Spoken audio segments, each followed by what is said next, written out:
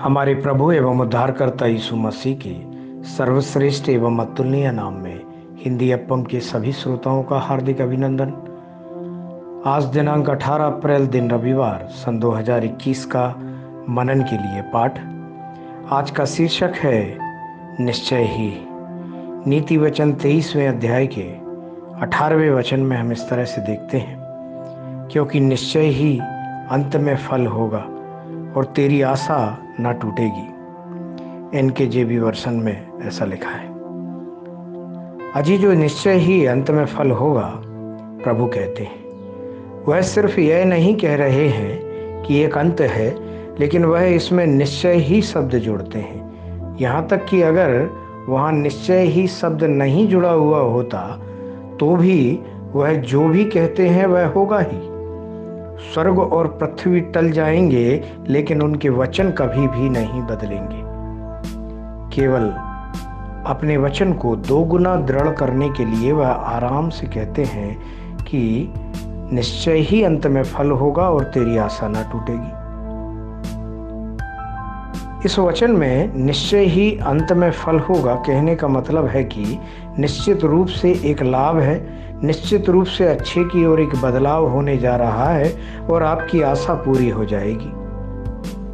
Abraham का दृढ़ विश्वास था कि परमेश्वर उन्हें आशीषित वंश देंगे, किंतु समय निकल रहा था, लेकिन अब्राहम को उस पर कोई संदेह नहीं था।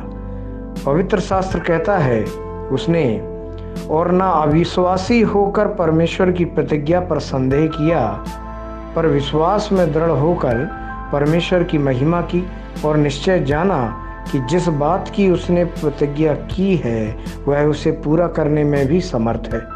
रोमियो की पत्री 4 अध्याय के 20वें और 21वें वचन में हम इस तरह से पाते हैं।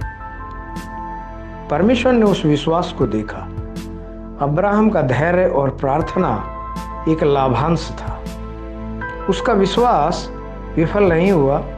परमेश्वर ने उसे एक आशीषित बेटा देते हुए कहा, निश्चय तेरी पत्नी सारा को तुझसे एक पुत्र उत्पन्न होगा और तू उसका नाम इसहाक रखना।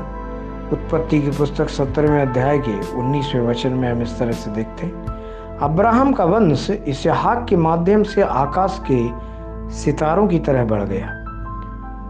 आपका वंश निश्चय ही परमेश्वर के वंश के रूप में जाना जाएगा। पीढ़ी दर पीढ़ी आप परमेश्वर की स्तुति करते रहेंगे। सर्वोच्च परमेश्वर आपके परिवार का विस्तार करेंगे, क्योंकि गर्भ का फल उसकी ओर से प्रतिफल है। ऐसा भजन संहिता 127 के 3 वचन में हम देखते हैं। यशायाह 36 उसके 15वें वचन में हम देखें तो वह पवित्र शास्त्र का वह हिस्सा है जिसमें परमेश्वर निश्चय शब्द का उपयोग कर रहे हैं। वहाँ लिखा गया है, यहोवा निश्चय हमको बचाएगा। राजा हिजकिय्याह को परमेश्वर पर भरोसा था और देखिए कि उसने अश्शूरियों के आक्रमण पर इस्राएल के भयभीत लोगों को कैसे आश्वस्त किया था। अश्शूरी सैनिक संख्या में बहुत ज़्यादा थे, लेकिन इस्राएल की संतानें तुलनात्मक रूप से कम थे। धनुष, भाला और ढाल ने उनकी रक्षा नहीं की। निश्चित रूप से केवल परमेश्वर ने ही उन्हें बचाया। परमेश्वर के प्यारे बच्चों, क्या दुष्ट लोग आपके खिलाफ उठते हैं? उनसे सुरक्षित निकालने में परमेश्वर आपकी मदद करेंगे। ध्यान करने के लिए मत्ती रचित सुसमाचार 7वें अध्याय के 11वें वचन में से लिया है, जहाँ इस तरह लिखा है, तो तुम्हारा स्वर्गीय पिता अपने मांगने वालों को अच्छी वस्तुएं क्यों न देगा। परमेश्वर के इन वचनों को सुनने पर, पढ़ने पर, मनन करके इनके अनुसार अपने जीवन को जीने पर परमेश्वर आपको बहुतायत से आशीष दे।